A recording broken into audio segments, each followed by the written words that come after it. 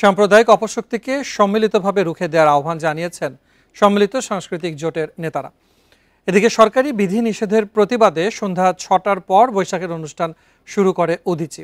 ধর্মীয় সহ নানা অনুষ্ঠান রাতভর চলতে পারলেও পয়লা বৈশাখের অনুষ্ঠানে সময় বেঁধে দেয়া দুরভিসন্ধিমূলক বলে মনে করছে সংগঠনটি।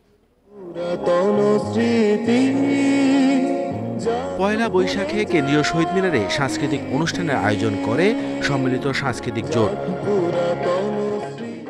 রোববার বিকেলে সিলেট অঞ্চলের বিয়ের বিশেষ গান ধামাইর সহ নাচ আবৃত্তি সম্মিলিত সঙ্গীত পরিবেশন করেন বরেণ্য শিল্পীরা।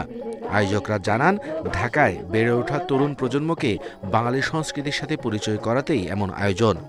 সাম্প্রদায়িক শক্তির বিরুদ্ধে ঐক্যবদ্ধভাবে রুখে দাঁড়ানোর আহ্বান তাদের।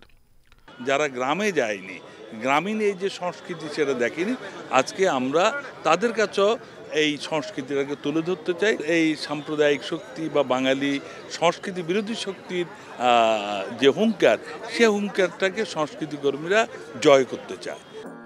সরকারি নিষেধ থাকলেও সন্ধ্যা ৬টায় প্রতিবাদী গানের মাধ্যমে পহেলা বৈশাখের অনুষ্ঠান শুরু করে উদীচী।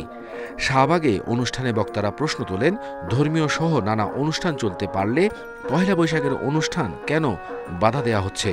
আমরা আজকে এখানে দাঁড়িয়েছি আমাদের গানের মধ্য দিয়ে, আমাদের নাটিকার মধ্য দিয়ে, আমাদের আবৃত্তির মধ্য দিয়ে আমরা প্রতীকীভাবে এই যে পয়লা বৈশাখকে ছোট করার যে ষড়যন্ত্র, এটাকে নস্যাৎ করার যে ষড়যন্ত্র, তার বিরুদ্ধে রুখে দাঁড়ানোর জন্যে সমগ্র দেশবাসীকে রুখে দাঁড়ানোর জন্যে আহ্বান জানাতে চাই। দুর্গাপূজা ও ওয়াজ মাহফিলের মতো অনুষ্ঠান রাতভর চললেও পহেলা বৈশাখের অনুষ্ঠান বাধা দেয়া দুরভিসন্ধিমূলক বলে মনে করেন শিল্পীরা।